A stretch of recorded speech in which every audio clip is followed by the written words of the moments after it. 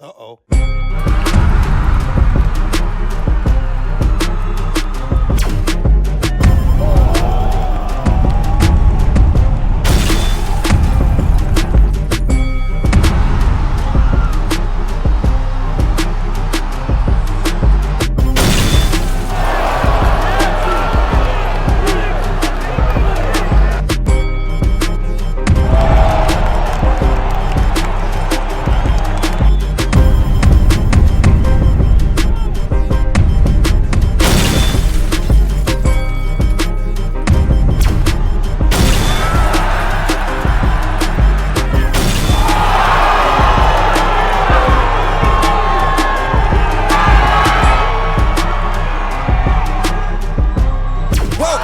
Motherfucking relay. We're covering today's top boxing news.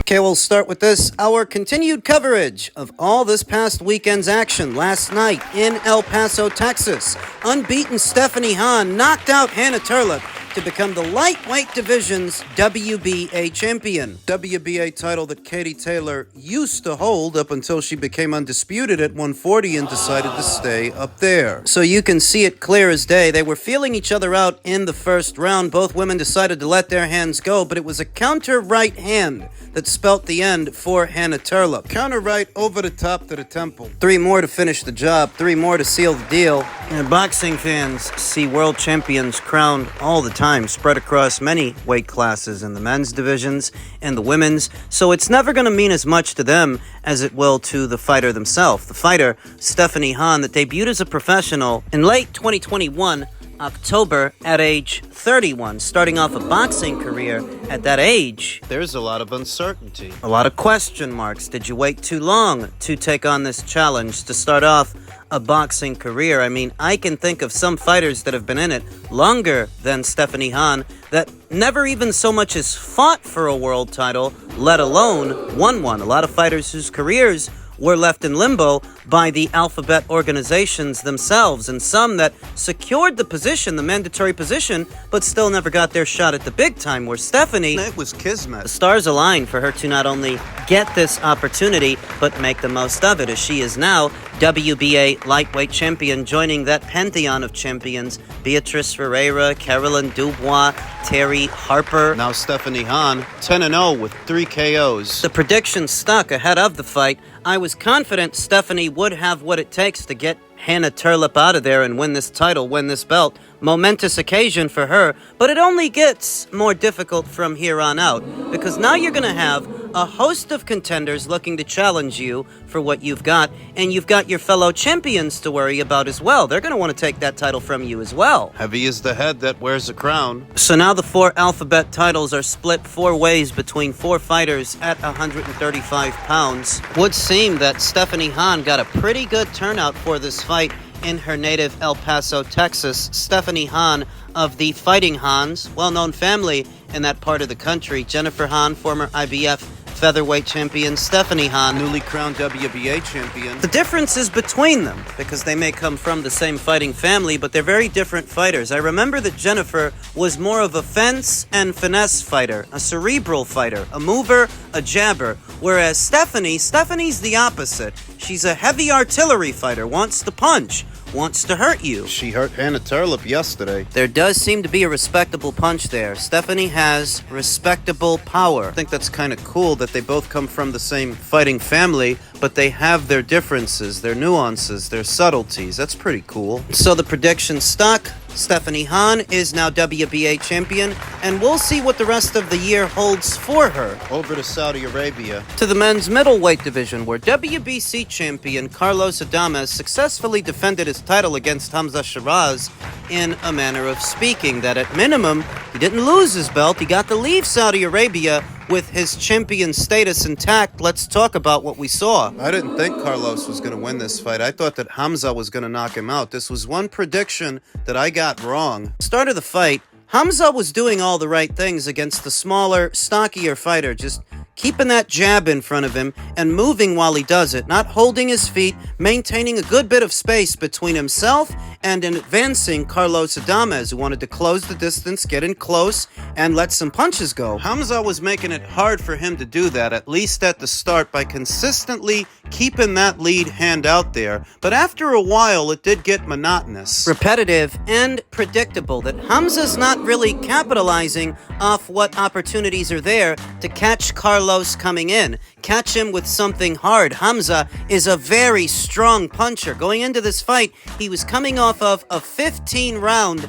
knockout streak. He knocked out his last 15 opponents. Though not his game with Carlos Adames. Now maybe he felt the wind off of Carlos's punches or the brunt of the impact and decided to play it safe. Because he would not engage Carlos. He wouldn't try for bigger punches, that if all you're going to show the guy is the jab and not much else. If you do that for too long, the other guy's going to figure out that you're tentative, you're hesitant, and he's going to start taking the chances that you won't. Carlos starts doing a better job of closing the distance and getting in Hamza Shiraz's face. I will say that Hamza did a good job of protecting himself, mostly.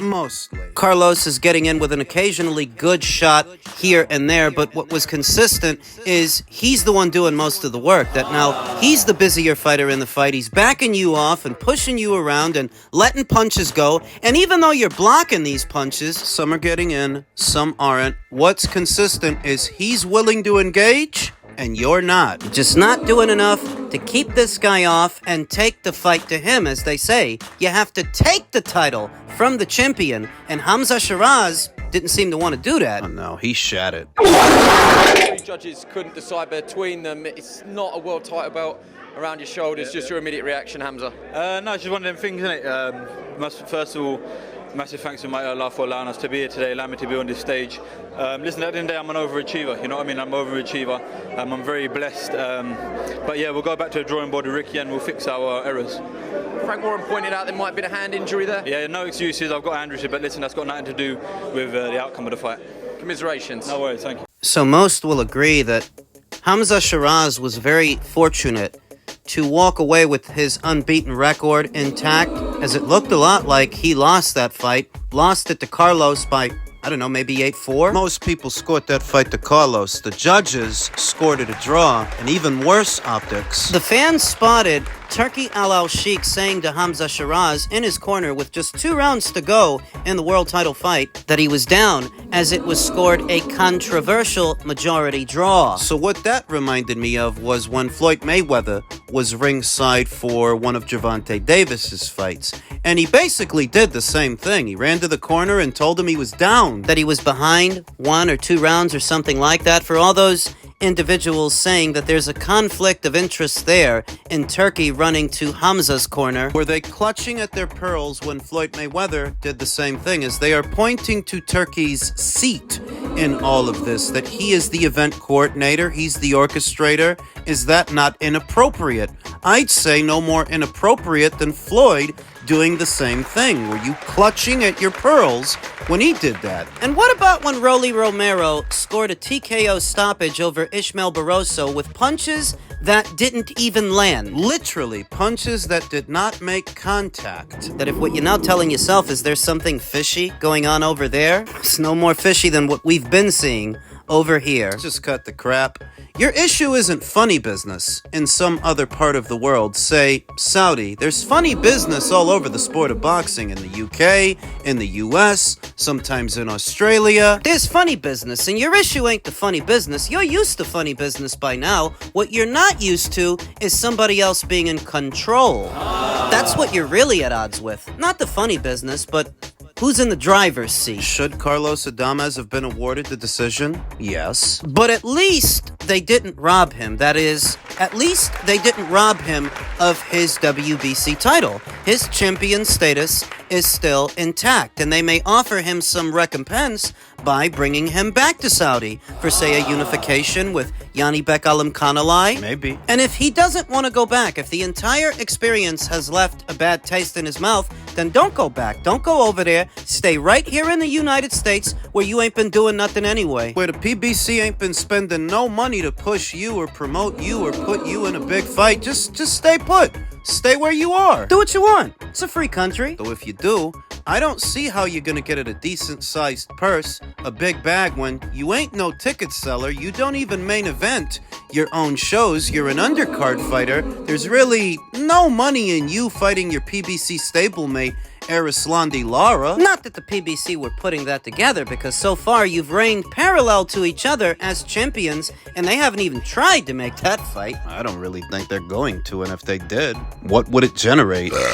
After the fight, Carlos Adames took to his social media and said, "I'm undoubtedly a fighter who takes on challenges. I don't see anyone at 160 or 168 who can stop me." To which Yanibek Alamkhanalai responded, "Wake up, this businessman." Yanibek has his own fight coming up in his own neck of the woods of Kazakhstan, and then maybe after that, Turkey can put these two guys in a ring with each other. Why not? Some Haymanites may have some aversion to Carlos Adames fighting on yet another one of Turkey's shows after those scorecards, but what's the alternative? Yanibek and Carlos have had ample time to make that fight between them amongst themselves, and neither Top Rank or the PBC seem all that invested in a unification between them. So if they don't do it, who will? Turkey might. The Haymanites don't like Turkey. They don't want him to be the one to do it. Fine. Nobody do nothing. Nobody pay for it. Don't let nothing happen, and let the middleweight division be the wasteland that it has been for the last 2 years? Because that's better. In some people's minds it is, the ones who contribute the least to this sport. Alamkhanalai versus Adames is the fight to make. Really, the only fight to make in the middleweight division. Hamza's got to go back to the drawing board.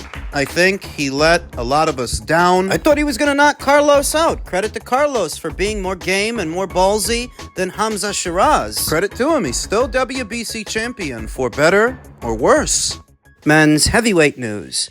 The Parker versus Bakole fight. The fight that I felt Joseph Parker would win, because you don't get off the couch. You don't just up and decide to fight Joseph Parker on short notice with any hope of winning. This fight only lasted 2 rounds, so there's not much to reflect upon in terms of inside the ring action. It would seem that Joseph Parker decided to take an aggressive approach with Martin Bakole, which was the right approach, to stay with him and stay close to him because he has very long arms. This was a common theme in yesterday's bill. That when fighting a taller, longer fighter than yourself, the best place to be is close to that fighter where you can string together punches faster than they can. And that is what Joseph Parker did, crowding Martin Bakole, leaning off to the side and bringing over big looping shots, looping lefts, looping rights. Bending at the waist and bending at the knees, using that lower center of gravity as the shorter fighter for leverage. Very stationary Martin Bakole with heavy feet. Guy looked like he was walking on quicksand.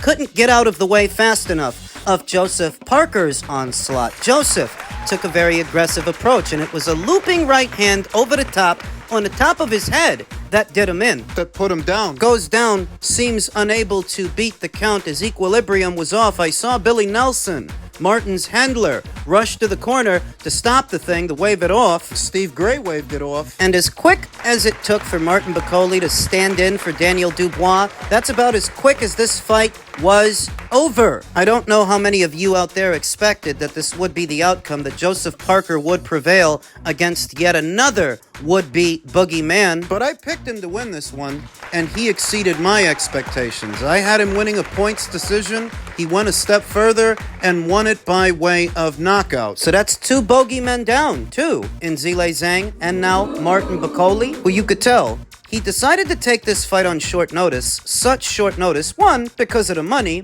being the motivator. It's my understanding Turkey paid him well to participate on this show. And because he's seen Joseph Parker before in a gym setting. Just the other day he was bragging about how he knocked him out in sparring. And that's the real reason he thought he could jump in on such short notice. He thought he could do to Joseph Parker under the hot lights what he did in a gym setting, not realizing the circumstances are much different now. Some are raising concerns that this fight should not have been allowed given how it played out. Listen, this was sent to me. If not for that, I wouldn't bother reacting to it. Veteran content creator Punch Drunk Boxing said, You won't say it, but I will. The Bakole situation was totally irresponsible. Y'all need to stop being slaves to Turkey's imagination. Slaves? Martin volunteered. These fighters aren't toys. Career suicide for bragging rights. Bakole was not supposed to be in the ring like that. Like what? It's not a game, and you mofos in boxing is spreading y'all ass cheeks for whatever reason. I mean, like you spread yours to get those exclusives with Teofimo? We want to witness great fights, but we also want those fighters to be well prepared to give themselves a chance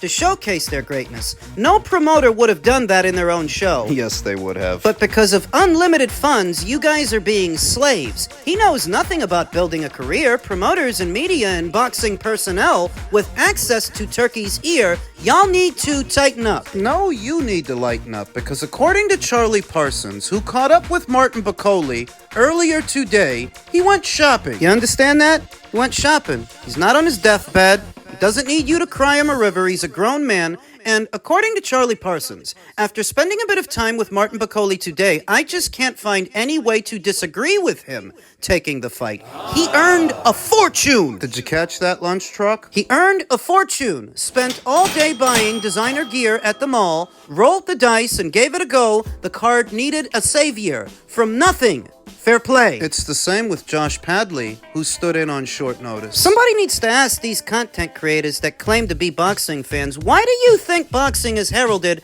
as the poor man's sport? It's because it gives almost anybody an opportunity. The numbers being floated out there for Martin Bakole's late appearance on the card are in the neighborhood of $4 million.